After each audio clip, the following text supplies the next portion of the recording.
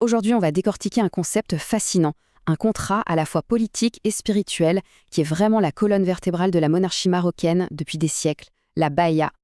La question qu'on peut se poser est assez simple. Comment une seule et même dynastie, les Alaouites, a-t-elle réussi à se maintenir au pouvoir pendant près de 400 ans?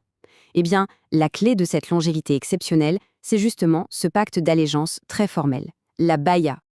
Alors la baïa, en gros, c'est quoi? C'est un contrat. Le mot lui-même, il vient d'une racine arabe qui veut dire vendre ou échanger.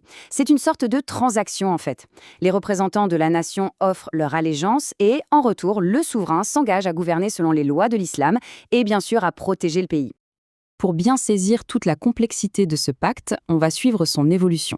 On commencera par ses fondements, ensuite on verra la crise majeure qui a failli tout remettre en question, puis comment il a été institutionnalisé, à quoi il ressemble aujourd'hui, et enfin on se posera la question de sa durabilité. Allez, on commence par les bases. Pour comprendre la monarchie marocaine avant le XXe siècle, il faut bien avoir en tête les deux piliers sur lesquels reposait sa légitimité. D'un côté, un pouvoir quasi divin, hérité, et de l'autre, un pacte politique bien réel. On a donc une double légitimité, et c'est ça qui est vraiment intéressant. D'un côté, un pouvoir qu'on pourrait qualifier de mystique, la baraka, qui vient du fait que le roi est un descendant du prophète, et de l'autre, un pouvoir contractuel, la baya, négocié avec les élites. Le sultan n'est donc pas seulement roi par droit du sang, il est aussi par consentement. La baraka, c'est cette idée de grâce divine, une sorte d'aura de sainteté et de pouvoir. Et comme le sultan est un shérif, c'est-à-dire un descendant direct du prophète, on considère qu'il est porteur de cette baraka. C'est d'ailleurs ce qui lui donne son titre le plus important, commandeur des croyants, Amir al-Mouminin, et qui fait de lui le chef spirituel de la nation. Ce qui est fascinant, c'est de voir comment ça se passait concrètement. Dans les villes, les savants, les ulémas, signaient un document écrit, très formel. Mais dans les campagnes, surtout dans les territoires contrôlés par le pouvoir central, le Bled el Makhzen, l'allégeance était un acte de soumission physique. C'était souvent en opposition aux terres dissidentes, le fameux Bled es Siba, où l'autorité du sultan était bien plus difficile à imposer. On arrive maintenant à un moment charnière, la plus grande épreuve que la Badinia ait jamais connue, la période coloniale. C'est là que ce contrat ancestral a été poussé à son point de rupture. Cette citation, elle résume parfaitement le conflit de l'époque. Les autorités françaises ont tout fait pour saper l'autorité du sultan, pour le réduire à un rôle symbolique, et surtout pour essayer de briser ce lien sacré de la Beïa qui l'unissait à son peuple. Et là, les choses se sont très vite envenimées. En exilant le sultan Mohamed V en 1953, les Français pensaient décapiter le mouvement nationaliste et avoir le champ libre. En réalité, ils ont fait tout le contraire. En rompant unilatéralement le pacte de la Beïa, ils ont mis le feu aux poudres et déclenché ce que l'histoire a retenu comme la révolution du roi et du peuple.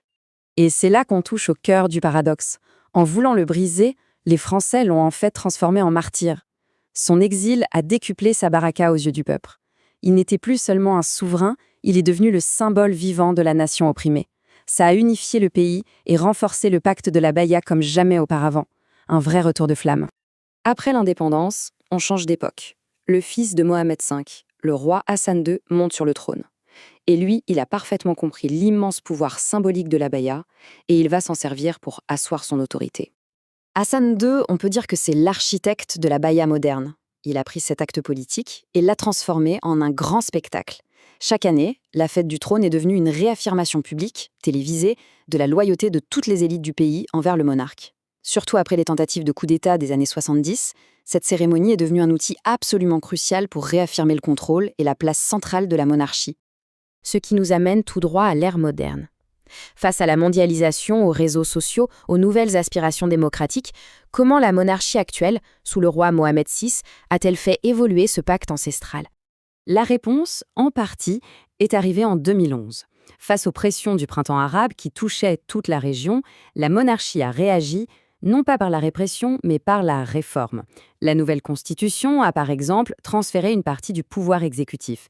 C'était une nouvelle preuve de la capacité de la monarchie à adapter le contrat social pour préserver sa légitimité. Mais attention, cette tradition n'efface pas les défis du monde moderne. Des critiques persistent, que ce soit sur la gouvernance, la corruption ou la concentration des richesses. Et ça crée une tension permanente entre d'un côté le respect dû au commandeur des croyants et de l'autre les exigences de transparence d'une citoyenneté moderne. Alors, concrètement, la Baïa aujourd'hui, à quoi ça ressemble? Eh bien, elle se manifeste de deux manières très claires. au moment de la succession et pendant la cérémonie annuelle. Le moment de la succession, c'est vraiment le moment clé, l'acte fondateur de chaque règne. Dès le décès du roi, les élites religieuses et politiques du pays se réunissent pour signer l'acte écrit de la Baïa. C'est ce document qui assure une transition stable et qui confère immédiatement au nouveau roi toute la légitimité de ses prédécesseurs. Et puis, il y a la fête du trône. Là, c'est une démonstration de pouvoir très visuelle. Une mise en scène méticuleuse où des centaines de hauts fonctionnaires, tout de blanc vêtus, s'inclinent physiquement devant le roi. C'est un rituel qui ancre l'allégeance dans un acte physique, public, la rendant tangible chaque année. Voilà, on arrive au terme de notre analyse. La question qui se pose maintenant, c'est quelle est la pertinence de ce contrat ancestral aujourd'hui et quel débat est-ce qu'il suscite? Le cœur du débat moderne, il est exactement là. Est-ce qu'une allégeance qui implique une prosternation physique est compatible avec l'idée d'un citoyen qui est égal en droit? C'est toute la tension entre la tradition d'un sujet loyal et le concept moderne d'un citoyen actif, critique et souverain. Mais s'il y a une chose qu'il faut vraiment retenir, c'est cette incroyable résilience.